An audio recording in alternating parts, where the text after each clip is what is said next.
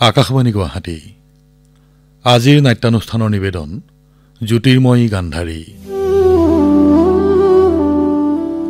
নাটৰ ৰচনা ধ্ৰুৱজ্যোতি শৰ্মাৰ পৰিচালনা ধ্ৰুৱ বৰ্মনৰ নাটৰ প্ৰযোজনা ঋতুপৰ্ণ দাসৰ নাটখনি পৰিৱেশন কৰিছে নলবাৰীৰ ৰংগতীৰ্থৰ শিল্পীসকলে এয়া শুনক জ্যোতিৰ্ময়ী গান্ধাৰী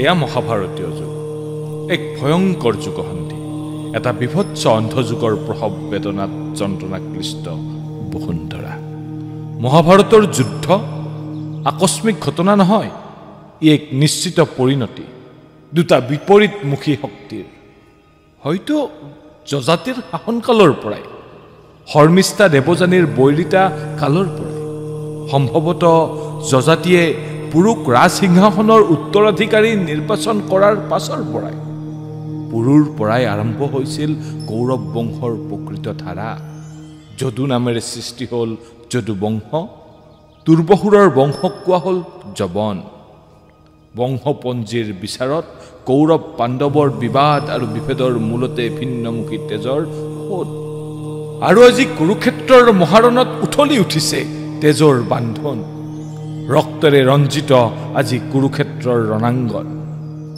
কুৰুক্ষেত্ৰৰ আকাশ নৰমাংস ভক্ষণকাৰী পক্ষীয়ে আৱৰি ধৰিছে মৃতদেহৰ পৰা মাংসৰ দুৰ্গন্ধই ছানি ধৰিছে চৌদিশ অগণিত বীৰগতিপ্ৰাপ্ত সৈনিকৰ বিধৱা পত্নীৰ কান্দন আৰু পুত্ৰহাৰা মাতৃৰ আৰ্তনাদত কম্পিত আজি কৌৰৱ পাণ্ডৱৰ শিবিৰ তাৰ মাজতে দুখত কাতৰ এক জ্যোতিৰ্ময়ী নাৰী নাম যাৰ গান্ধাৰী তেওঁ দেৱী নে মহাসতী নে এগৰাকী অসহায় মাতৃ অন্ধযুগৰ আৰম্ভণি তেওঁ নিজে অন্ধতাক আমন্ত্ৰণ কৰা ক্ষণৰ পৰাই নেকি আমি কি ক'ম তেওঁ অন্ধযুগৰ বাহক নে মমতাময়ী মাতা হয়নে তেওঁ জ্যোতিৰ্ময়ী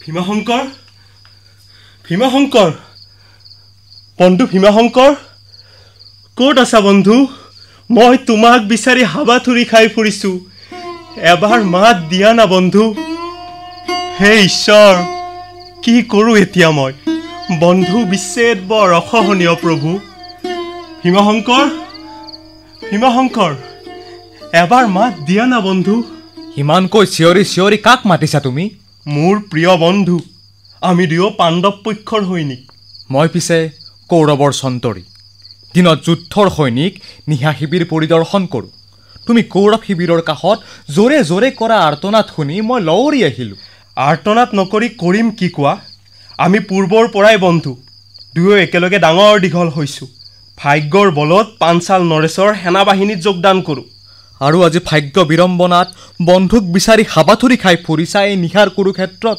তাকেই ক'ত বা আছে বেচেৰা এইকেইটা দিন আমি একেটা শিবিৰতে আছিলোঁ দিনৰ পোহৰত ক'ত আছিলা দুয়ো মই যুধিষ্ঠিৰৰ লগত আৰু বন্ধু সহদেৱৰ দলত সন্ধিয়া যুদ্ধ সামৰণি পৰাত মই শিবিৰত গৈ জানিলোঁ মোৰ বন্ধুৰ কোনো খবৰ নাই যুদ্ধৰ পৰিণতি সদায় অনিশ্চিত কোন কেতিয়া নিৰুদ্দেশ হয় কোন নিধন হয় সেয়া কোনেও নাজানে মোৰ বন্ধুৰ গাটো অলপ বেয়া আছিল যোৱা নিশা অলপ জ্বৰ উঠিছিল মোক কৈছিল এমাহ ডিমা ল'ৰা ছোৱালী দুটালৈ মনত পৰিছে এৰি অহা ঘৰখনলৈ তথাপিতো তেওঁ সূৰ্য উদয় হোৱাৰ পিছত যুদ্ধত নামিছিল নহয়নে ঢাল তৰোৱাল লৈ পিঠিত মেট মৰা তোন লৈ ৰণলৈ বুলি থপলিয়াই আহিছিল এৰা তুমি ঠিকেই কৈছা প্ৰহৰী কদাচিত তুমি তেওঁক দেখিছিলা নেকি নাই দেখা অনুমান কৰিছোঁ কাৰণ মই জানো যুদ্ধত নমা প্ৰতিজন সৈনিকৰ সেই একেই দশা সেনাপতিৰ অমোঘ আমন্ত্ৰণ ৰক্ষা কৰি তেওঁ মাথো যুঁজি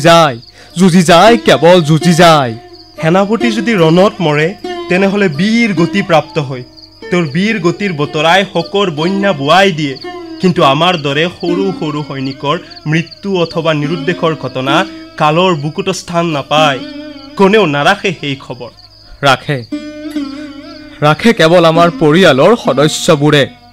বৃদ্ধ পিতৃ মাতৃ আৰু পত্নীয়ে ৰাউচি জুৰি কান্দে। সেই কান্দোনত গছৰ পাত সৰে, কিন্তু সেই পাতবোৰো এদিন লেৰেলি শুকাই যায়। আমাৰ স্মৃতিও ক্ৰমাৎ ধূসৰ হৈ পৰে। সঁচাকৈ আমাৰ জীৱনৰ মূল্য জোনাকী পৰুৱাৰ দৰে ধিমিকি ধিমিকি জ্বলি বাটৰুৱাক পথ দেখুৱাৰ ক্ষণিক সময় পিছতে অন্ত পৰে জীৱন বন্তি। কি নাম তোমাৰ বন্ধুৰ? ভীমাশংকৰ আৰু মই ধৰ্মহেন। পিছে তোমাৰ নামটো জনায়েই নাই, ইমান সময় কথাহে পাতিলোঁ। হস্তিনাপুৰৰ নাগৰিক মই, নাম মোৰ নিশিগন্ধ। হে নিদানৰ বান্ধৱ, মোক সহায় কৰা ভাই। ভীমাশংকৰক বিচাৰি মই ভাগৰি পৰিছোঁ, ভীষণ উদ্বিগ্নতাত আছোঁ। এই বিশাল কুৰুক্ষেত্ৰত প্ৰায় 30 অক্ষহীনী সেনা ক'ত বিচাৰি পাবা? তথাপিও তোমাৰ বন্ধু প্ৰেমত মই মুগ্ধ হৈছোঁ। সীমাৰ পৰিধিৰ মাজত মই নিশ্চয় সহায় কৰিম। তোমাক অশেষ ধন্যবাদ বন্ধু নিশিগন্ধ। ভাগ্যৰ পৰিহাসত কাইলৈ পুৱা আমি দুয়োজন হৈ পৰিম পৰম শত্ৰু, কিন্তু এই সময়ত তুমিয়ে মোৰ সখা। সখা বুলি নকবা। সখা শব্দটো কৃষ্ণ অৰ্জুনক খুৱায়, আৰু খুৱাই কৰ্ণ দুৰ্যোধনক। দুয়োজন সখাৰ তুলনা নাই, কিন্তু এই যুদ্ধৰ আঁৰত এই দুই সখাৰ মহাপৰাক্ৰম আৰু সখীত্ব প্ৰধান কাৰণ হৈ থিয় দিছে। এৰা, পাণ্ডৱৰ বল কৃষ্ণ আৰু কৌৰৱৰ বল কৰ্ণ। কৰ্ণৰ বীৰত্বই দুৰ্যোধনৰ সাহস আৰু বীৰ্য। কৰ্ণলৈ মোৰ অত্যন্ত শ্ৰদ্ধা আৰু ভক্তি জন্মে। দান আৰু বীৰত্বত তেওঁ অতুলনীয়, কিন্তু সেই বীৰ পুৰুষে সমগ্ৰ জীৱনকালত সজ্জাতীত অপমান আৰু আঘাতৰ সন্মুখীন হ'বলগীয়া হৈছে। বন্ধুবৰ, তুমি ঠিকেই কৈছা, কিন্তু সমান্তৰালকৈ বেয়া লাগে মাতৃ কুন্তি আৰু গান্ধাৰীলৈ। দুয়ো একেলগে থাকিল পাণ্ডৱৰ অজ্ঞাতবাসত, এতিয়া আছে একেটা শিবিৰত, অথচ যুঁজখন দুই নাৰীৰ পুত্ৰৰ মাজত। মাতৃ গান্ধাৰী ধৈৰ্য আৰু সহিষ্ণুতাৰ প্ৰতীক। বেচেৰিয়ে পিতৃ আৰু শতাধিক ভাতৃক হেৰুৱালে কৌৰৱৰ অত্যাচাৰত। এই যুদ্ধতো এটা এটাকৈ পুত্ৰ হেৰুৱাই গৈ আছে তেওঁ। তথাপিও তেওঁ স্থিতপ্ৰজ্ঞা, ধৰ্মৰ পৰা বিচলিত নোহোৱা এটি মহাজাগতিক সত্তা। এৰা, কুন্তি যদি মহাসতী তেন্তে গান্ধাৰী দেৱী, জ্যোতিৰ্ময়ী মনুষ্য দেৱী। মই গান্ধাৰী, অন্ধ সম্ৰাট ধৃতৰাষ্ট্ৰৰ অৰ্ধাংগিনী। তাহানিৰ পৰা মই চিঞৰি আছো, অনুক্ষণ চিৎকাৰ কৰিছো, কিন্তু কোনেও নুশুনে মোৰ কথা। আজি বহুদিন, বহু বছৰ বাগৰি গ'ল। মই প্ৰত্যক্ষ কৰিছো মোৰ দেশৰ আকাশত কলীয়া ডাৱৰ, তমসাৰ নিৰন্ধ্ৰ আৱৰণ। মই মহাৰাজক কৈছিলো, কিন্তু ৰজাই যে আনৰ কথা নুশুনে। মায়া, মোহ আৰু পুত্ৰ স্নেহত বন্দী ৰজা মানসিকভাৱেও অন্ধ হৈ পৰিছে। সকলো বুজিও, সকলো জানিও শাসনৰ গাদীত বহা মানুহবোৰ কিয় অন্ধ বাৰু? কিয়? এই যে মই কাৰোবাক অন্ধ অন্ধ বুলি তিৰস্কাৰ কৰিছো, বৰ হাঁহি উঠা কথা নহয়নে? মই নিজেইতো দেখা নাপাওঁ বাবে নেকি মোৰ ৰহত যুগে যুগে দুৰ্যোধন দুঃশাসনৰ দৰে দুৰ্মতিৰ জন্ম হ'ব পাৰে। মই অন্ধতাক নিজেই আমন্ত্ৰণ কৰা বাবেই চাগে মোৰ জীৱনত অন্তহীন উপেক্ষা, গ্লানি আৰু হৃদয় বিতাৰক শোক। এই শোক মই আনৰ পৰা পোৱা নাই, পাইছো নিজ পুত্ৰ আৰু স্বামীৰ পৰা।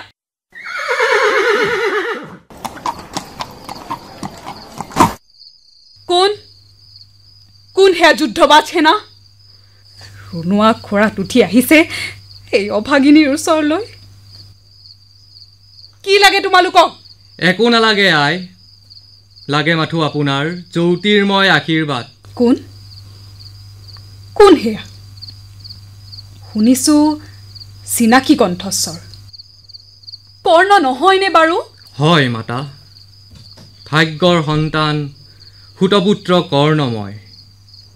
সমগ্ৰ সমাজৰ বাবে যি পৰম কৌতূহল হৈ উপেক্ষিত সেই সুতপুত্ৰ কৰ্ণ আপোনাৰ দুৱাৰ দলিত মাতা। লগত আহিছে মোৰ অৰ্ধাংগিনী পদ্মা। পদ্মা? পদ্মা আহিছে? ক'ত আছে তেওঁ? নামাতা কিয় মোৰ ওচৰলৈ? পদ্মা? পদ্মা? মাতা গান্ধাৰী, মই ইয়াত আপোনাৰ কাষৰতে।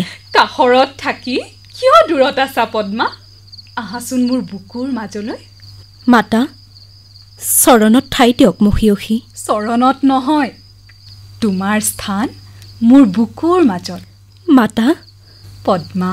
ধন্য তুমি পদ্মা, জ্যোতিৰ্ময় মাতৃৰ বুকুৰ স্পৰ্শৰে অলেখ পুণ্য আৰ্জিলা আজি। তুমি বহুত বেছি কলা কৰ্ণ। নাই কোৱা মাতা, আপোনাৰ দৰে সত্যাশ্ৰয়ী নাৰী তীৰ্থস্থানৰ সমাৰ্থক। আপুনি মানৱী নহয়, দেৱী। আপোনাৰ বদান্যতা উদাৰতা যুগাপদ বন্দনীয়। আপোনাৰ কথা আমি প্ৰায়ে পাতোঁ আই মাতৃ। কি কথা পাতা?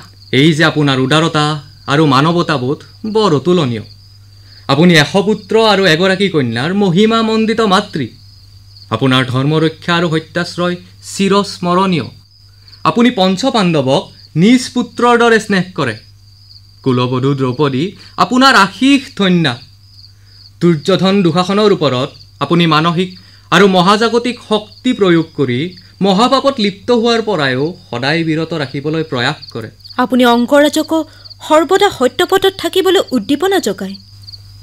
সেইগৰাকী মহাযোদ্ধা যাতে বিপদকামী নহয়, অহংকাৰত পতিত নহয়, তাৰ বাবে আপুনি প্ৰতিক্ষণ নজৰ দিয়ে। মই নজৰ কেনেকৈ দিম?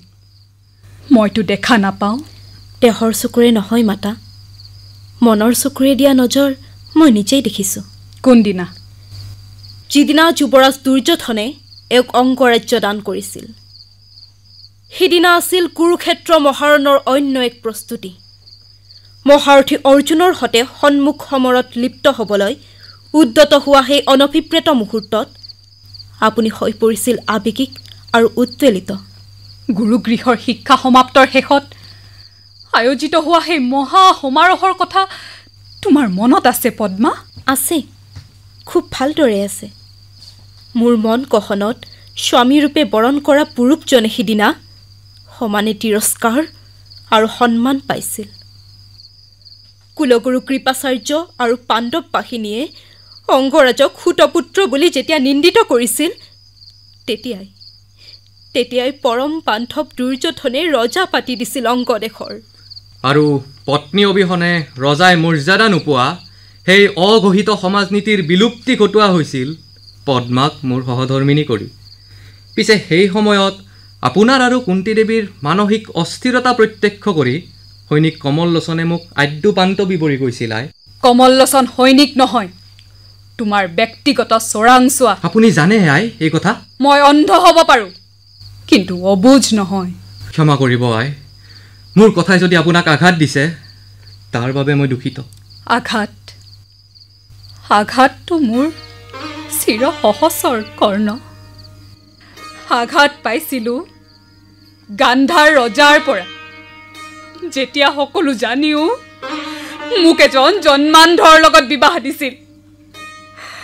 আঘাত দিছিল ধৃতৰাষ্ট্ৰই মোৰ শতাধিক ভাতৃক কাৰাগাৰত তিল তিলকৈ হত্যা কৰি। আঘাত দিছিল দুৰ্যোধন আৰু দুঃশাসনে দ্ৰৌপদীৰ বস্ত্ৰ হৰণ কৰি। আৰু বহু আঘাত সহিব লাগিব আপুনি। জানো, মই সকলো জানো। মনৰ চকুৰে সকলো দেখিছোঁ মই, আৰু দেখিছোঁ বাবেই মই তোমাৰ ইপ্সিত আশীৰ্বাদ দি মিথ্যাচাৰৰ আশ্ৰয় ল'ব নোৱাৰোঁ কৰ্ণ। আপোনাৰ যি ইচ্ছাই, মই মাথো আপোনাৰ চৰণৰ দাস। কিন্তু মইতো একো ভুল কৰা নাই, মইতো জানি শুনি একো পাপ কৰা নাই। মোক জানো আপুনি আশীৰ্বাদ নিদিয়ে এই মহাৰণৰ প্ৰাক্ষণত? মোক কিয় বিমুখ কৰে আই? তোমাক বিমুখ কৰা নাই পদ্মা, তোমাক বিমুখ কৰা নাই। কৰ্ণ তোমাৰ জন্ম জন্মান্তৰৰ সপোনৰ পুৰুষ। কৰ্ণৰ শিৰচিত স্পৰ্শত তুমি ঋতুমতী হৈছিলা। কৰ্ণক জীৱন সংগী ৰূপে পোৱাৰ বাবে তুমি অনশন কৰিছিলা। এদিন ৰাধাৰ সৈতে বাধ্য হৈ কৰ্ণ তোমাৰ গৃহলৈ গৈছিল, তোমাক চাবলৈ, তোমাৰ হৃদয়ৰ পৰিভাষা বুজিবলৈ। তেনেহ'লে আই কি হ'ব মোৰ স্বামীৰ? তেওঁ ভাগ্যৰ সন্তান। ভাগ্যই সকলোবোৰ পূৰ্ব নিৰ্ধাৰণ কৰি থৈ দিছে। কিন্তু এটা কথা মনত ৰাখিবা, অনাগত দিনত মানৱ মানসত কৰ্ণ সদায় অমৰ হৈ ৰ'ব। অশেষ ধন্যবাদ মাতা। আপোনাৰ এই আশীষ বচন মোৰ বাবে হৈ ৰ'ব পোহৰৰ ফুল চন্দন। দেৱী দুৰ্গাৰ নিৰ্মালী সদৃশ এই আশীৰ্বাদ শিৰত লৈ আমি যাবলৈ ওলালো আই। যদিহে ভাগ্যই প্ৰতাৰণা নকৰে তেন্তে আমি দুয়ো পুনৰ আহিম আই, পুনৰ আহিম। এতিয়া বিদায়। তুমি যোৱা পদ্মা, বিদায় সম্ভাষণ মই তোমাক জনালো, কৰ্ণক নহয়। কিন্তু আই, কোনো কিন্তু নাই। তুমি যোৱা পদ্মা, মাতৃৰ আদেশ উলংঘা নকৰিবা। ক্ষমা হে মাতা। বিদায়, বিদায় জ্যোতিৰ্ময় গান্ধাৰী, বিদায়, বিদায়। পদ্মা বৰ সৰল, নিষ্পাপ অন্তৰৰ নাৰী। বেচেৰিয়ে বহু আশাৰে আহিছিল আপোনাৰ কাষলৈ, কিন্তু আপুনি তাইক সৌভাগ্যৱতী হোৱাৰ আশীৰ্বাদ কিয় নিদিলে সেয়া আনে নহ'লেও মই ভালদৰে বুজো মাতৃ। তুমি বিচক্ষণ মানুহ কৰ্ণ। তুমি যুক্তিৰ দ্বাৰা পৰিচালিত, বিবেকৰ দ্বাৰা নিয়ন্ত্ৰিত। কিন্তু যুৱৰাজ দুৰ্যোধন বৰ আৱেগিক, নিজে যি ভাবে সেয়াই সত্য আৰু শুদ্ধ বুলি ভাবে। কিন্তু তেওঁ বন্ধুত্বৰ মৰ্যাদা বুজি পায়, যজ্ঞজনক সন্মান কৰিব তেওঁ ভালদৰেই জানে। অংগৰাজ, দুৰ্যোধন মোৰ পুত্ৰ। মোৰ সন্তানৰ বিষয়ে তুমি মোতকৈ ভালদৰে নাজানা।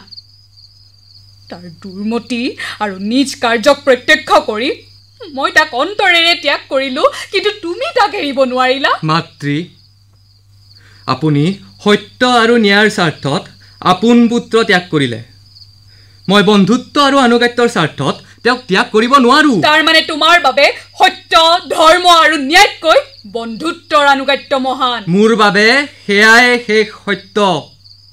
প্ৰয়োজনত জীৱন ত্যাগ কৰিম, কিন্তু বন্ধুত্ব ত্যাগ নকৰো। কিন্তু সি দুৰ্মুখ সন্তান, নষ্ট তৰুণ। যিয়েই নহওক, মোৰ বাবে তেওঁ প্ৰাণাধিক সখা। সবুজ নহবা কৰ্ণ,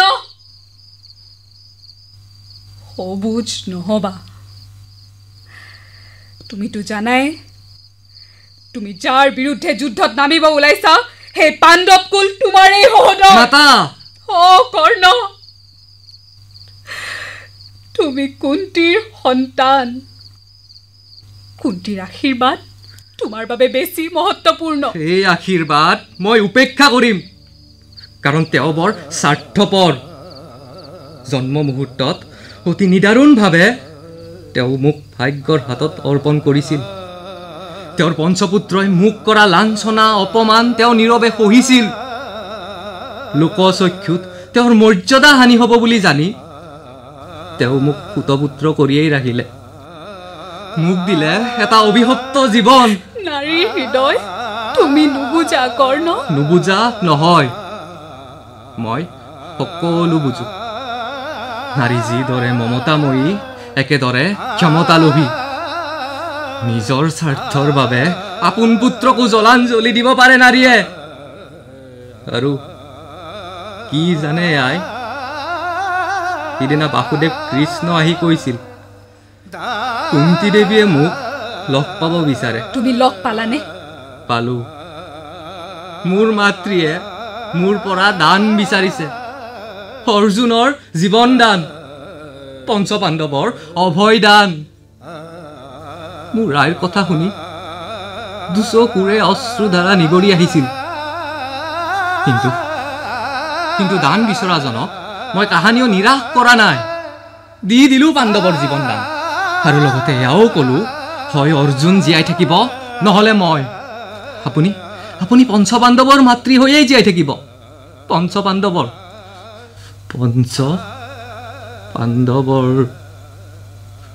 তুমি কান্দিছা কৰ্ণ? আপোনাৰ দুখত চকু পানী ওলাই আহিছে আই। সেয়া আনে নুশুনিলেও আপোনাৰ আৰ্তনাদ মই শুনিছোঁ। আপুনি ভালদৰে জানে আপোনাৰ শতপুত্ৰৰ বিনাশ নিশ্চিত। অন্তহীন দুৰ্ভাৱনা আৰু দুশ্চিন্তাত নিমজ্জিত আপোনাৰ হৃদয়ৰ বেদনা দেখি মই ব্যথিত মাতা। মহাৰাণী, সোমাব পাৰোঁনে মই? কুন্তি, আহা কুন্তি, আমি তোমাৰেই কথা পাতি আছিলোঁ। মই যাওঁ নেকি মাতা? ৰবা, কলৈ যোৱা? চোৱাচোন এইগৰাকী নাৰীৰ মুখলৈ।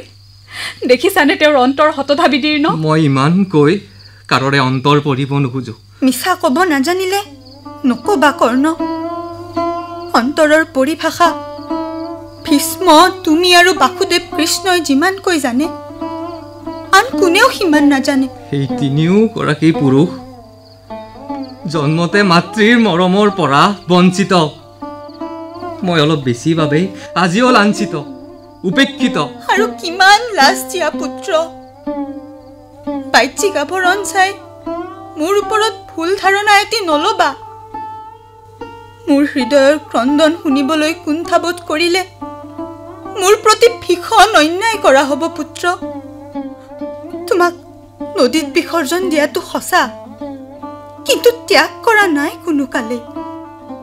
তোমাৰ শিৰত মোৰ আশীৰ্বাদ সদায় বৰশী আছে বাছা।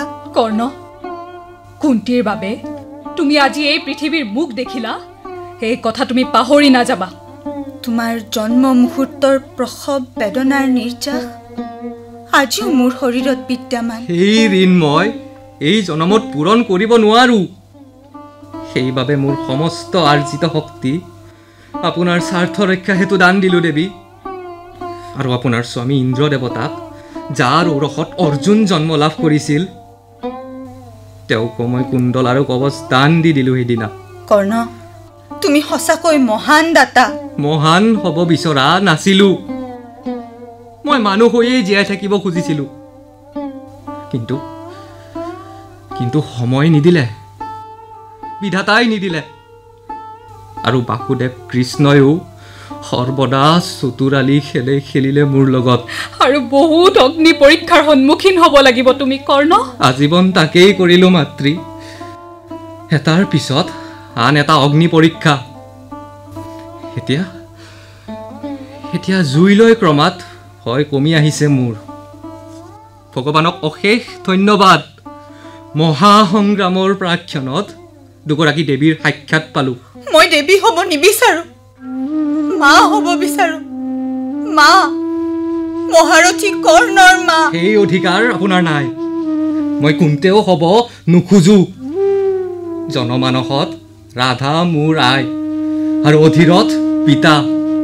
এই পৰিচয় লৈয়ে মই জীয়াই থাকিম। তাৰমানে মই তোমাৰ কোনো নহয়? হয়, আপুনি মোৰ জন্মদাত্ৰী, কিন্তু মাতৃ নহয়। মাতৃৰ মৰম মই ৰাধা মাৰ পৰা পাইছোঁ। আপোনাক মা বুলি মাতি তেখেতৰ অসন্মান কৰিব মই নোৱাৰোঁ। কৰ্ণ, ইমান হৃদয় বিদাৰক নহবা। তোমাক অনুসৰণ কৰি আহিছোঁ, মাত্ৰ এবাৰ শুনিবলৈ সেই কাংক্ষিত শব্দ মা। সেয়া অসম্ভৱ। কিন্তু কিয় পুত্ৰ, কিয়? মোৰ অন্তৰাত্মাৰ আহ্বান। মোক আৰু নজ্বলাব আপুনি। আপোনাক যি লাগে সকলো দিছোঁ। দুদিন পিছত মহাৰাণী হ'ব আপুনি, আৰু ময়ো হয়তো কালৰ কুটিল গতিত মেলানি মাগিম এই ধৰণিৰ পৰা। মহাৰথী হৈও যুদ্ধ জয় কৰিব নোৱাৰিম। সেইবাবে দেৱী গান্ধাৰীয়ে মোক যুদ্ধ জয়ৰ আশীৰ্বাদো নিদিলে। আশীৰ্বাদ নিদিলে ভীষ্ম, বিদুৰ আৰু বাসুদেৱ কৃষ্ণই। এই মহিয়সী নাৰীয়ে ধৰ্মৰ বিজয় কামনা কৰিলে। কিন্তু তাৰ পিছতো যুঁজিম মই, কাৰণ যুঁজিবৰ বাবে কৰ্ণৰ জন্ম হৈছিল। যুঁজি যুঁজি সমাপ্তি ঘটাম এই অভিশপ্ত জীৱনৰ। যুঁজি যাম শত্ৰুৰ বিৰুদ্ধে, যুঁজি যাম ভাগ্যৰ বিৰুদ্ধে, যুঁজি যাম। কৰ্ণ, পুত্ৰ কৰ্ণ, শুনাচোন পুত্ৰ, এবাৰ মোক মাত দিয়া পুত্ৰ।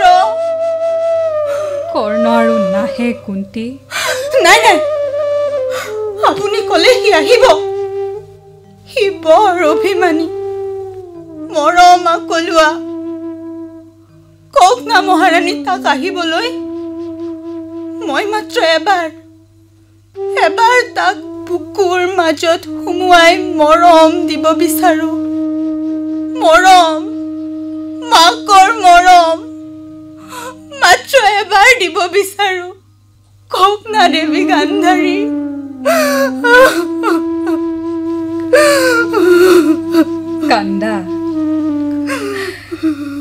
কান্দা কুন্তি, হেঁপাহ পলুৱাই কান্দা। কাৰণ কান্দোনেই হৈছে নাৰীৰ শক্তিশালী অস্ত্ৰ। সেই অস্ত্ৰৰে বিদীৰ্ণ কৰি দিয়া এই ক্ষমতালোভী সমাজ, যি সমাজে মানৱীয় আবেদনৰ মূল্য নুবুজে, হৃদয়ৰ ব্যথা নুবুজে, সেই সমাজৰ বিৰুদ্ধে কান্দোনেৰে আৰম্ভ কৰা অন্য এক সংগ্ৰামৰ। কৰ্ণ সঁচাকৈ উভতি গ'ল মহাৰাণী। তাৰ দৃষ্টিত মই এগৰাকী স্বাৰ্থপৰা নাৰী হৈ ৰ'লো। ভাগ্যই মোৰ সতে বৰ বেয়া খেল খেলিলে, বৰ বেয়া খেল।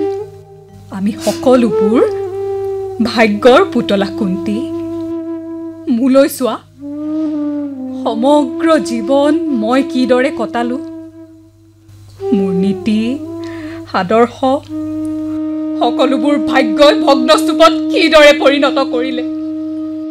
তথাপি মই চিঞৰি, মই আৰ্তনাদ কৰি কৈ যাম সকলোকে, হে মোৰ দেশৰ মানুহ, হে সমাজ, শান্তিৰ নামত, শাসনৰ নামত আমাৰ দৰে নাৰীক বলিশালত নুতুলিবা। যুগে যুগে আৰু কিমান গান্ধাৰী আৰু কিমান কুন্তিক ভাগ্যৰ বলিশালত তুলি তুমি ৰং চাবা বিধাতা, আৰু কিমান ৰং চাবা বিধাতা, কিমান ৰং চাবা বিধাতা, কিমান।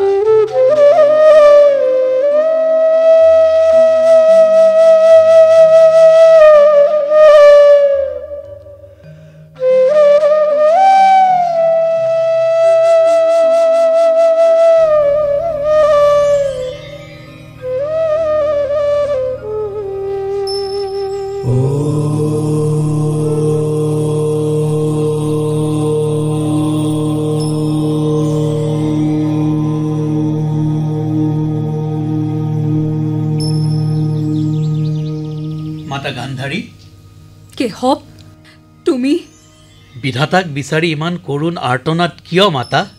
কি ভুল কৰিলে বিধাতাই? ভুল কৰা নাই, খেল খেলিছে, বৰ বেদনাদায়ক খেল। বিধাতাৰ দৃষ্টিত সকলো সমান মাতা। স্বয়ং ভগৱানো বিধিৰ বিধানৰ পৰা বাহিৰত নহয়। তেনেস্থলত আপোনাৰ দৰে ধৰ্মশীলা মহাজ্ঞানী নাৰীৰ মুখত এই কথা নুশুৱাই। দেৱী গান্ধাৰীক অন্তৰত আঘাত লগাকৈ নকবা বাসুদেৱ। জ্যেষ্ঠা ভগিনী বেদনাত অতীব কাতৰ। সেয়াটো যুদ্ধৰ পৰিণতি পাণ্ডৱ মাতা। আৰু এইখন কেৱল যুদ্ধ নহয়, মহাসমৰ, এয়া মহাভাৰতীয় সময়ৰ। ইয়াত আঘাতত জৰ্জৰিত হ'ব ৰজা, প্ৰজা, সাৰথী, মহাৰথী সকলো।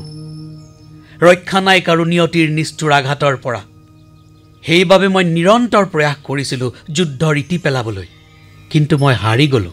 চলনা নকৰিবা কেশৱ। অইনে নেজানিলেও মই তোমাক ভালদৰে জানো। আচলতে কুৰুক্ষেত্ৰ মহাযুদ্ধৰ নায়ক তুমি। যুদ্ধখন হৈছে তোমাৰ নিজৰ কাৰণে, কিন্তু তুমি নিজে যুদ্ধত লিপ্ত নোহোৱা। এয়া আপুনি কি কৈছে ৰাজমাতা?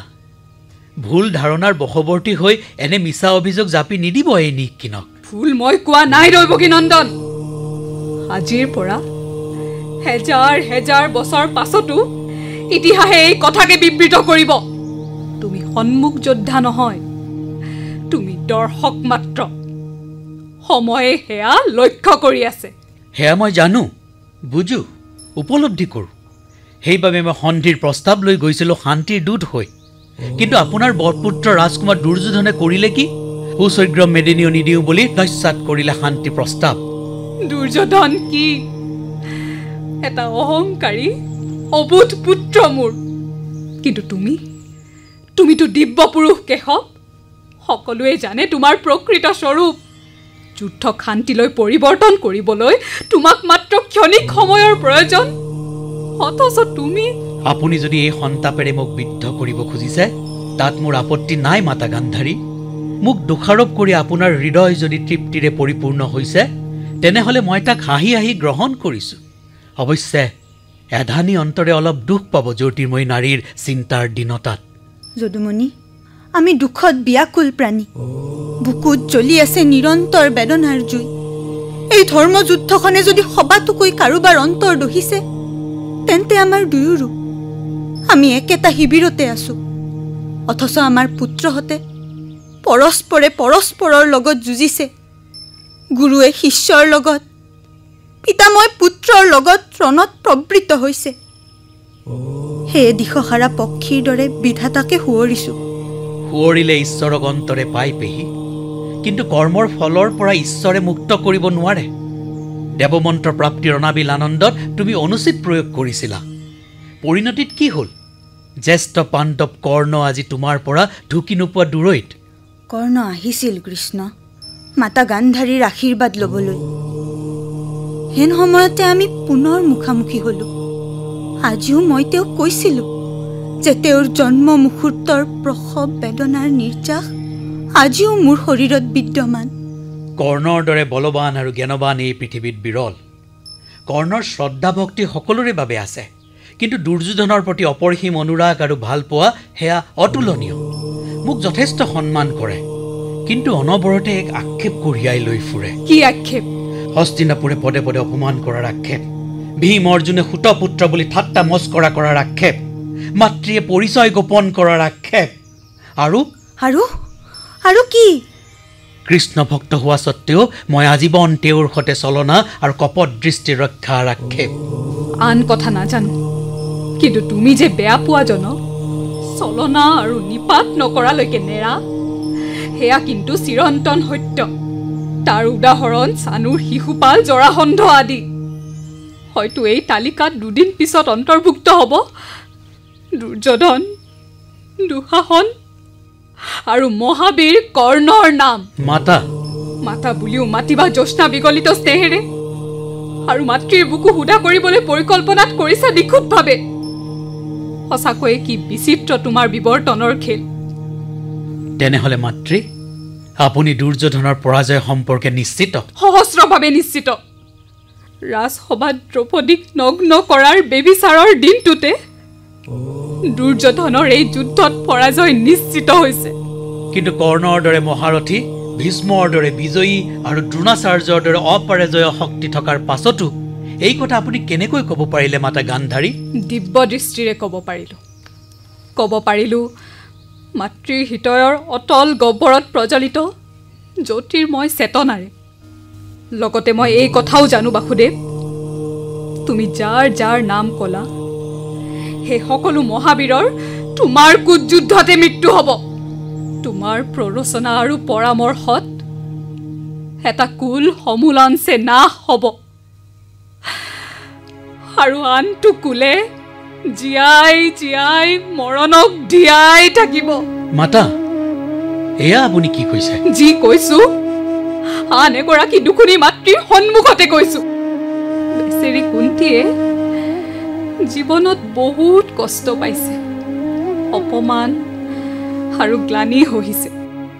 সমান্তৰালকৈ ময়ো কম কষ্ট পোৱা নাই বাসুদেৱ। ভাতৃ হত্যাৰ দুখ, পিতৃ অপমানৰ দুখ আৰু ৰাজসভাত জ্যেষ্ঠ পুত্ৰই কৰা অপকৰ্মই মোক দহি দহি মাৰিছে। তাৰ উত্তৰ দায়িত্ব আপুনি নিজেই ল'ব লাগিব মাতা, কিয়নো সমগ্ৰ জীৱন আপুনি নেত্ৰহীনতাক স্বীকাৰ কৰি আনৰ চকুৰে বাট বুলিলে। মোক দুৰ্যোধনে বন্দী কৰাৰ সময়তো মাতৃয়ে এষাৰো নামাতিলে। বাসুদেৱ, মই তোমাক কাবৌ কৰিছো, ৰাজমাতা গান্ধাৰীক ইমান টান কথা নুশুনাবা। ক'বলৈ দিয়া কুন্তি, ক'বলৈ দিয়া। তেওঁ ভগৱান, সকলো কথা ক'ব পাৰে, সকলো কাৰ্য কৰিব পাৰে। হে ভগৱান কৃষ্ণ, মই পাণ্ডৱ মাতৃ কুন্তীয়ে তোমাক কৰজোৰে প্ৰাৰ্থনা কৰিছো, এই মহাৰণ বন্ধ কৰা। যাৰ যি ক্ষতি হ'ল হ'ল, এতিয়া আৰু তেজৰ নদী নিবিচাৰো। অৰ্জুন নাইবা কৰ্ণ, কোনোবা এজনৰো যদি মৃত্যু হয়, মই জীয়াই থাকি কি লাভ? দুৰ্যোধন দুঃশাসনৰ যদি কোনোবা এজনৰো কিবা ক্ষতি হয়, মাতা গান্ধাৰীৰ হৃদয় চিৰাচিৰ নহ'বনে? তুমি স্বাৰ্থপৰৰ দৰে কথা কৈছা পেহী। তোমালোকৰতো 1, 5 বা 100টা সন্তান হেৰুৱাৰ দুখ, কিন্তু মোৰ যে শত সহস্ৰ সন্তানৰ জীৱন ৰবি অস্ত যাব। যুদ্ধখনত ময়েই সৰ্বাধিকবাৰ মৰিম, মোৰেই বিনাশ হ'ব সহস্ৰবাৰ। সেই আধ্যাত্মিক ভাৱনাৰে মাতৃৰ হৃদয়ৰ বেদনা নিৰ্বাপিত নহয় বাসুদেৱ। তুমি বিশ্বৰ অধিপতি, আমি সাধাৰণ মনুষ্য মাত্ৰ। মানুহৰ দুখ যন্ত্ৰণা নিৰসন কৰাটো ভগৱানৰ দায়িত্ব। সেয়ে মই কওঁ, এই মহাযুদ্ধৰ উত্তৰ দায়িত্বও তোমাৰে। তুমি বিচৰা ধৰণে সকলো হৈছে আৰু হ'ব। মাতা, মোৰ দৃষ্টিত তুমি অপৰাধী, বহুত ডাঙৰ অপৰাধী। আপুনি যি কয় মাতা, মই নতশিৰে গ্ৰহণ কৰিছো। নমনীয়তাৰ খেল আৰু নেখেলিবা কৃষ্ণ। কোৱা, মোক উত্তৰ দিয়া, উত্তৰ দিয়া মোক। মাতৃ হৃদয়ৰ জুইকুৰা তুমি কেনেকৈ নুমুৱাবা? নে এনেকৈ দপ দপকৈ জ্বলি থাকিব দিবা? কোৱা, উত্তৰ লাগে মোক, উত্তৰ দিয়া। সেই উত্তৰ নিজক সুধিলেই পাব মাতা। মায়াবী উত্তৰ দিব নোখোজিবা কৃষ্ণ। অযথা ৰহস্য মোৰ ভাল নালাগে। আজি ভাৰত কুলৰ দুখুনী বোৱাৰীয়ে তোমাক প্ৰশ্ন কৰিছে, ইয়াৰ পিছত কি আৰু কিমান যন্ত্ৰণা বহন কৰিব এই অভাগিনী গান্ধাৰীয়ে? মাতা, উত্তৰ যদি নিদিয়া, তেন্তে নাৰীৰ হৃদয়ৰ যজ্ঞকুণ্ডৰ পৰা সৃষ্টি হ'ব অভিশাপৰ পূৰ্ণ কুম্ভ।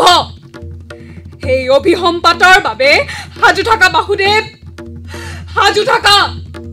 এয়া এগৰাকী ধৰ্মপথৰ পৰা কদাচিৎ বিচ্যুত নোহোৱা মাতৃৰ মৰ্মবেদনা। সেয়াই হ'ব মাতা। আপোনাৰ মনৰ যি ইচ্ছা, সেয়াই মোৰ আশীৰ্বাদ। কিন্তু মনত ৰাখিব, ধৰ্মই লিখিব ধৰ্মযুদ্ধৰ ইতিহাস। ইয়াত কাৰো হাত নাই, কাৰোৱেই নাই। মোক আজ্ঞা দিয়ক মাতা, আজ্ঞা দিয়ক। বাসুদেৱ, উত্তৰ দিয়া মোক বাসুদেৱ। ভৱিষ্যত কি এই হতভগা নাৰী? গান্ধাৰী কি চিৰকাল অভিশপ্ত হৈয়ে থাকিব? মহাকালৰ অভিশপ্তা।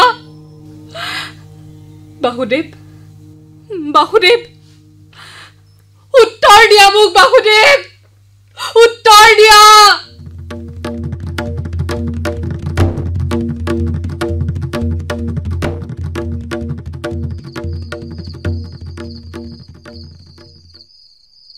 ধুমুহা, প্ৰচণ্ড ধুমুহা। বুকুত এজাক ধুমুহা লৈ গান্ধাৰী জীয়াই আছে, হয়তো জীয়াই থাকিব। কিন্তু তেওঁৰ অন্তৰত জ্বলি থকা বিৰহৰ দাবানলে এদিন সমগ্ৰ হস্তিনাপুৰকে দহন কৰিব। দুখ লাগে সেই দুগৰাকী মাতৃলৈ, কুন্তি আৰু গান্ধাৰী। চোৱাচোন, দুয়োগৰাকী মহাসতীৰ পুত্ৰকুলৰ মাজত কি দুৰ্বাদল কাজিয়া। অথচ দুয়োকে নেৰে, একেটা শিবিৰত থাকে, একেটা ৰন্ধন ঘৰৰ খাদ্য খাই জীৱন যাপন কৰে। সঁচাকৈয়ে মহান আদৰ্শ এই সম্প্ৰীতি। পাণ্ডৱৰ অজ্ঞাতবাসৰ সময়তো দেৱী কুন্তি হস্তিনাপুৰতেই আছিল। ৰাণী গান্ধাৰীয়ে যদি সভাটোকৈ কাৰোবাক স্নেহ কৰে, সেয়া নিঃসন্দেহে কুন্তি। আৰু যদি কাৰোবাক বিশ্বাস কৰে, সেয়া লিগিৰী সব্যা। নিশিগন্ধ, মনটো খুব উদাস উদাস লাগিছে জানা। ভীমাশংকৰৰ একোৱেই খবৰ নেপালোঁ। তেওঁৰ খবৰ কৰিব আহি তোমাক পালোঁ। ধৰি লোৱা ময়েই তোমাৰ ভীমাশংকৰ। কথাবোৰ তেনেকুৱাকৈ নহয় বান্ধৱ। ধৰিলেই জানো মাতৃ পিতৃক দ্বিতীয়বাৰৰ বাবে পোৱা যায়?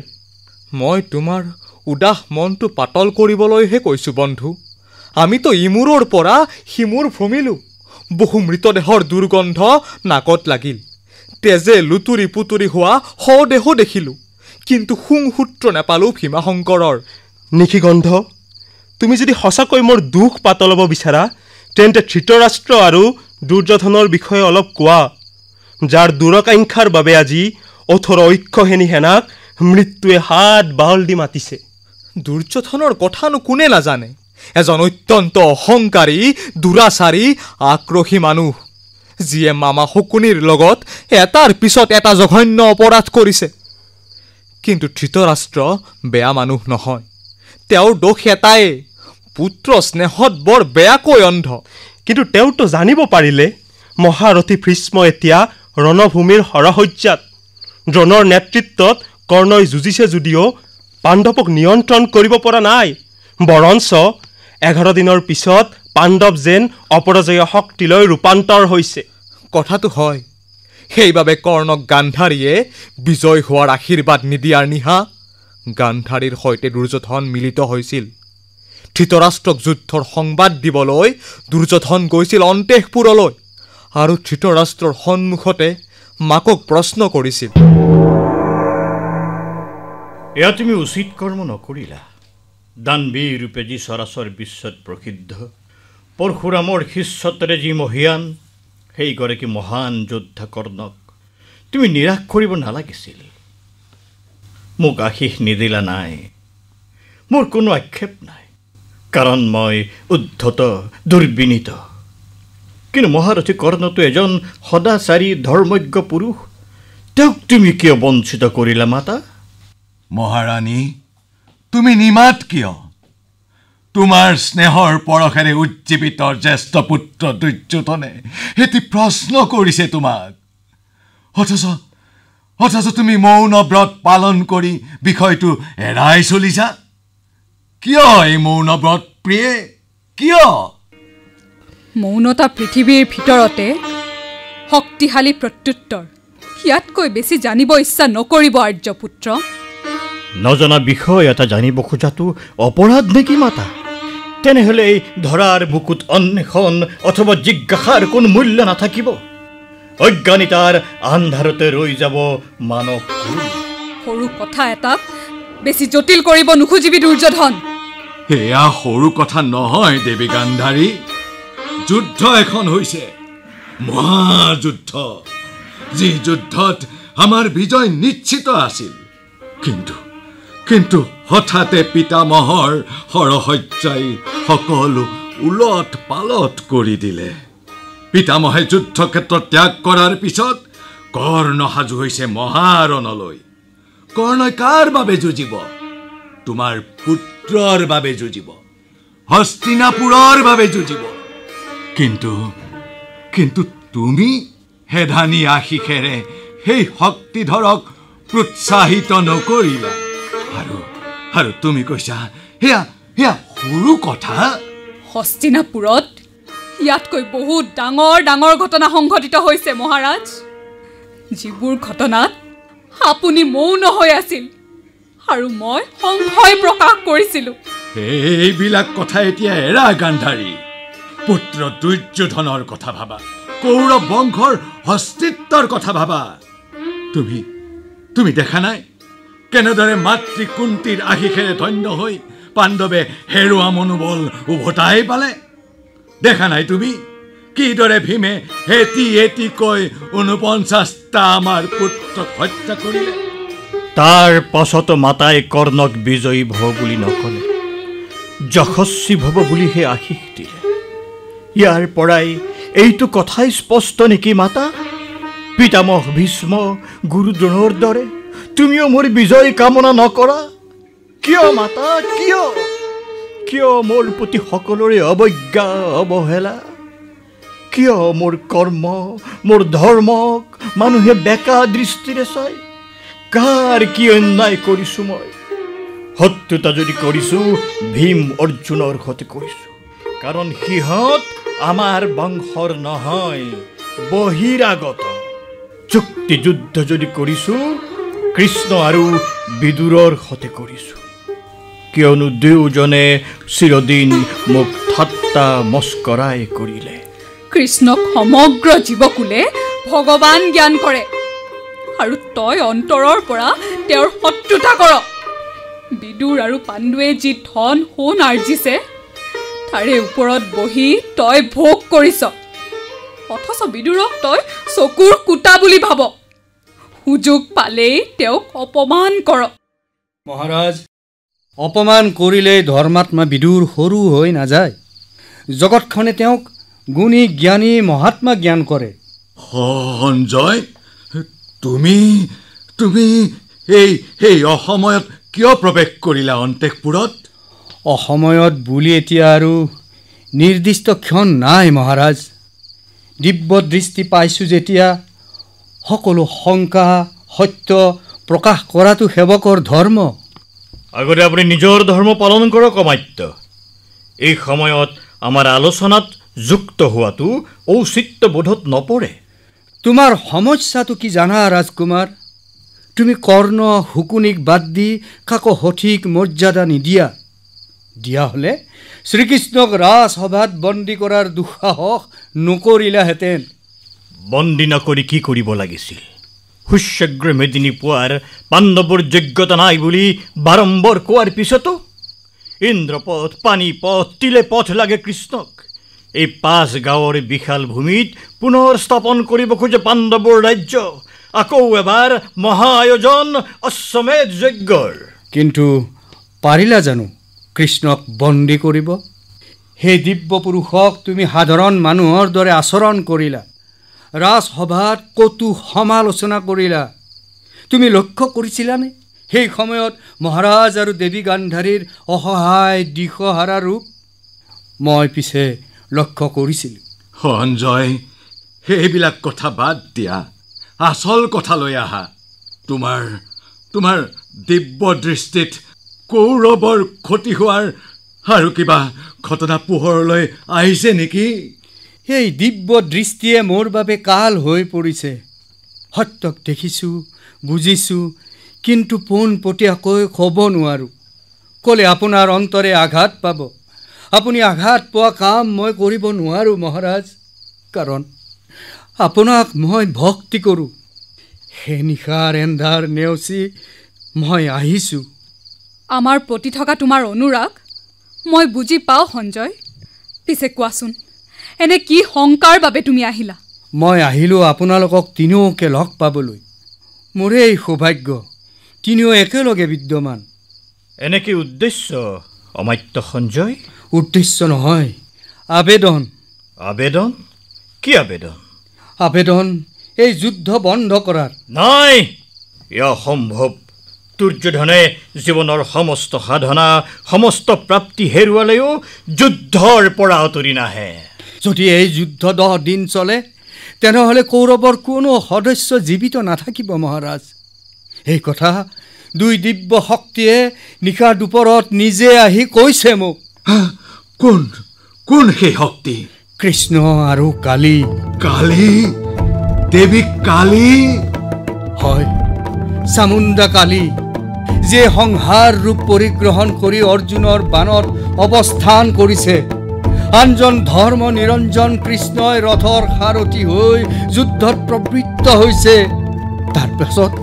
তাৰ পাছত আৰু কৰ্ণ দ্ৰোণে যিমানেই যুঁজ নিদিয়ক মহাৰাজ, কিবা লাভ আছে জানো তাৰ? এতিয়া আৰু লাভ লোকচানৰ হিচাপ কৰাৰ সময় নাই সংবাসক সঞ্জয়। আনৰ ওচৰত আঁঠুলৈ নতশিৰ হোৱাৰ স্বভাৱ এই দুৰ্যোধনৰ সৰুৰ পৰাই নাই। লাগিলে মৃত্যুক স্বাগতম জনাম। 49টা ভাতৃ হেৰুৱাইছোঁ আৰু হেৰুৱাম। তথাপি মহাভাৰতৰ মহাৰণ স্তব্ধ নহয় যেতিয়ালৈকে দুৰ্যোধনৰ শেষ নিশ্বাস ধৰাৰ বুকুত মিহলি নহয়।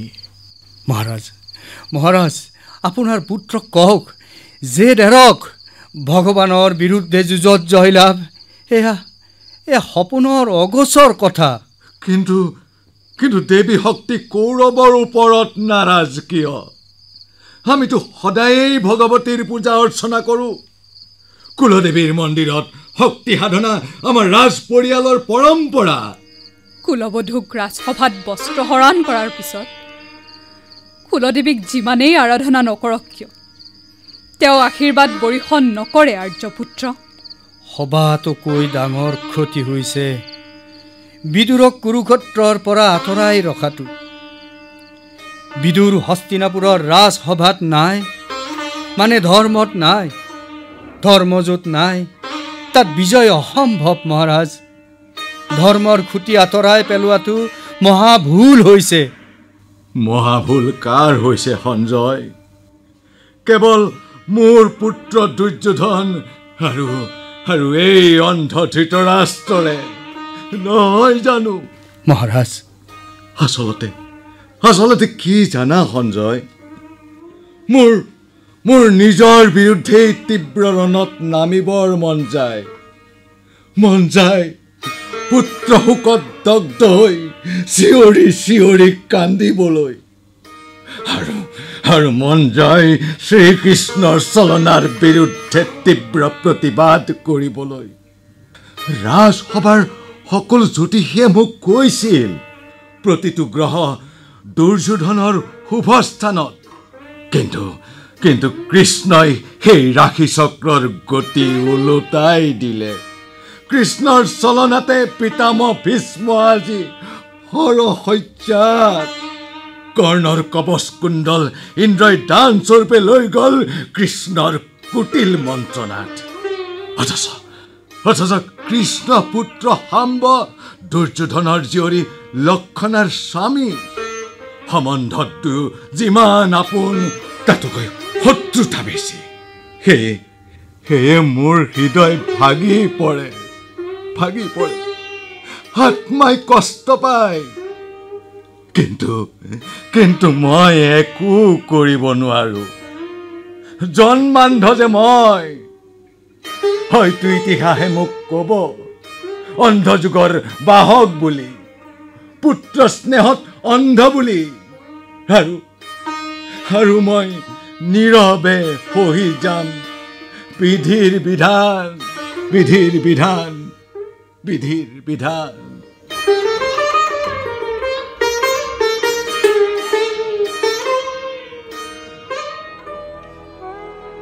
নাই, বিদায় নজনাবা মোৰ বীৰ পুত্ৰ দুৰ্যোধনক। আৰু কিমান বিদায় জনাম বিধাতা? এটি কৈ সকলোকে কাঢ়ি নিলা মোৰ বুকুৰ পৰা। বাকী আছে দুৰ্যোধন আৰু দুঃশাসন, সিহঁতক জীয়াই থাকিবলৈ দিয়া। আৰু কিমান নিষ্ঠুৰ খেল খেলিবা বিধাতা? কিমান খেল খেলিবা? মাতা পুত্ৰ দুৰ্যোধন, ইমান বিষণ্ণ স্বৰে মাথাৰ দিছ যে তই। আকৌ নিশ্চয় বহুত গভীৰ আঘাতৰ দাগ লৈ আহিছ অভাগিনী মাৰৰ ওচৰলৈ। কি কম মাতা? দুসংবাদৰ পিছত দুসংবাদ। আজি আৰু কাৰ পাল পৰিল? ক, বিনা দ্বিধাই ক। কন্যা দুশলাৰ স্বামী জয়দ্ৰথৰ মৃত্যু সহন কৰিছো যেতিয়া আৰু কি আছে ক। মাতা, গুৰু দ্ৰোণ আৰু নাই। মাতা, গুৰু দ্ৰোণ আৰু নাই। সেনাপতি দ্ৰোণাচাৰ্য, অপৰাজেয় দ্ৰোণাচাৰ্য ৰণত পৰা কথাটো মানি ল'ব নোৱাৰি পুত্ৰ।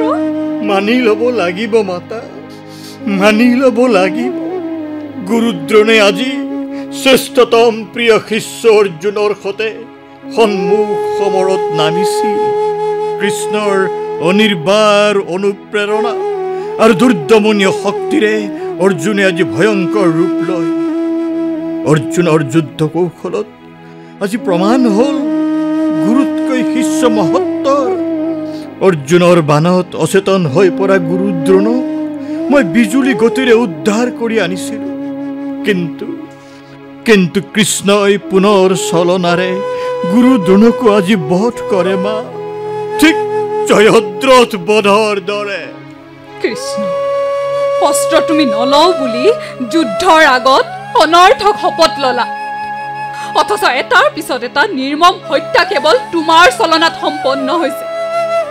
কি বিচিত্ৰ ভগৱান তুমি! কাৰোবালৈ মৰমৰ মেট মৰা সম্ভাৰ আৰু আন কাৰোবালৈ ঘৃণাৰ কৰণী। সেয়া যদি হয় তেন্তে মানুহ আৰু ভগৱানৰ মাজত পাৰ্থক্য ক'ত কৃষ্ণ? পাৰ্থক্য ক'ত? মাতা, মোৰ মন আজি দুখ, ক্ৰোধ, বিষণ্ণতাৰে পৰিপূৰ্ণ হৈ পৰিছে। প্ৰতিশোধৰ জ্বালাত মোৰ অন্তৰ দপদপকৈ প্ৰজ্বলিত। কিন্তু মই শক্তিহীন এক অথৰ্ব প্ৰাণীলৈ ৰূপান্তৰ হৈ পৰিছোঁ। জ্যোতিৰ্ময়ী, মই এক অথৰ্ব প্ৰাণীলৈ ৰূপান্তৰ। মোক জ্যোতি দিয়া, মোক শক্তি দিয়া, ধুমুহাৰ দৰে প্ৰচণ্ড শক্তি। কৰ্ণ আৰু দুঃশাসনৰ বাহিৰে আজি মোৰ লগত কোনো নাই, কোনোৱে নাই। ২৬খন ৰাজ্যৰ নৰপতি বন্ধুবৰ্গ নাই, যুদ্ধ কৰিবলৈ অস্ত্ৰ নাই, কঠোৰ অক্ষয়িনী সেনাও নাই, কোনো নাই মাতা মোক শক্তিধৰ কৰিবলৈ, কোনো নাই। ভাগ্য বিড়ম্বনাৰ নিষ্ঠুৰ বলি হৈ ৰলো মই, পৰ নিষ্ঠুৰ বলি। অধৈৰ্য নহবি দুৰ্যোধন, অবাধ্য দুৰ্বিনীত হলেও তই মোৰ পুত্ৰ, কৌৰৱ কুলৰ জ্যেষ্ঠ ভ্ৰাতা। জানো মই কৰ্ণ আৰু দুঃশাসনৰ কাল সন্মুখত ৰৈ আছে, কিন্তু তোক কালে হৰণ কৰিব নোৱাৰিব। মই যদি জ্যোতিৰ্ময়ী, সেই এন্ধাৰ গৰকা জ্যোতিৰে তোৰ শৰীৰ বজ্ৰলৈ ৰূপান্তৰ কৰিম। কোনো অস্ত্ৰ আঘাতে সেই বজ্ৰ ভেদ কৰিব নোৱাৰিব। তই কেৱল সাৱধানে থাকিবি কৃষ্ণৰ চলনাৰ পৰা। বিধাতা কৃষ্ণ, স্বাৰ্থপৰ কৃষ্ণ, কৌৰৱ বিৰোধী কৃষ্ণ, ক'ত আছা তুমি? ক'ত আছা? যদি ভূমিৰ পৰা ভূমাত আছা তেন্তে মোৰ প্ৰত্যাহ্বান গ্ৰহণ কৰা, গ্ৰহণ কৰা মোৰ প্ৰত্যাহ্বান। দেৱী গান্ধাৰী, মই আপোনাৰ কাষতে, একেবাৰে হৃদয়ৰ অন্তঃস্থলত। আপোনাৰ সকলো কথাই বেদ বাক্য, কিন্তু দুৰ্যোধন যুদ্ধৰ 18তম দিনত ৰণত পৰিব। এয়া বিধিৰ বিধান। শুক্লা ত্ৰয়োদশী দুৰ্যোধনৰ জীৱনৰ অন্তিম দিন। কি কথা শুনালা তুমি বাসুদেৱ? কি কথা শুনালা? তুমি প্ৰবঞ্চনাই তোমাৰ ধৰ্ম। কোনে কৈছে তুমি ভগৱান বুলি? তুমি নিষ্ঠুৰ, তুমি প্ৰবঞ্চক, তুমি নিষ্ঠুৰ বাসুদেৱ, তুমি নিষ্ঠুৰ।